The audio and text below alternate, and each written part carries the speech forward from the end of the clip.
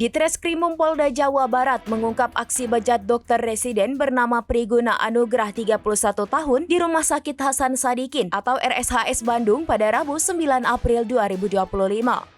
Priguna diduga meruda paksa FH 21 tahun, anak dari seorang pasien yang dirawat di RSHS Bandung pada Selasa 18 Maret 2025 lalu. Kabid Humas Polda Jabar Kombes Pol Hendra Rohmawan mengungkapkan Priguna telah resmi ditetapkan sebagai tersangka atas dugaan pelecehan seksual. Priguna adalah mahasiswa dari Universitas Padjadjaran yang sedang menjalani program pendidikan dokter spesialis anestesi di RSHS Bandung. Dilansir dari tribunjabar.id, pada Rabu Hendra mengatakan, jadi tidak benar bila tersangka tidak kami tahan. Kasus ini ada laporan pada 18 Maret 2025 dengan lokasi kejadian di gedung MCHC lantai 7 RSHS Bandung. Modus tersangka yakni berkedok pengecekan darah terhadap korban. Tersangka meminta korban FH untuk diambil darah dan membawa korban dari ruang IGD ke gedung MCHC lantai 7 RSHS. Hendra juga mengungkapkan bahwa korban sempat merasakan pusing dari cairan yang sempat disuntikkan pelaku. Selepas siuman, korban merasakan sakit pada bagian tertentu.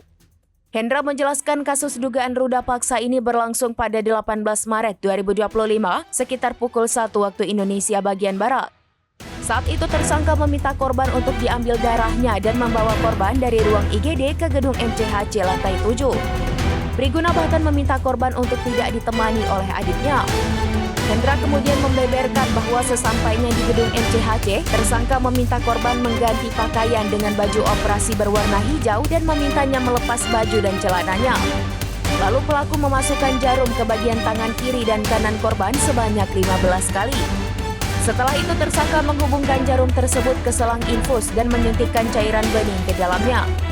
Beberapa menit kemudian, korban FH mulai merasakan pusing hingga akhirnya tidak sadarkan diri.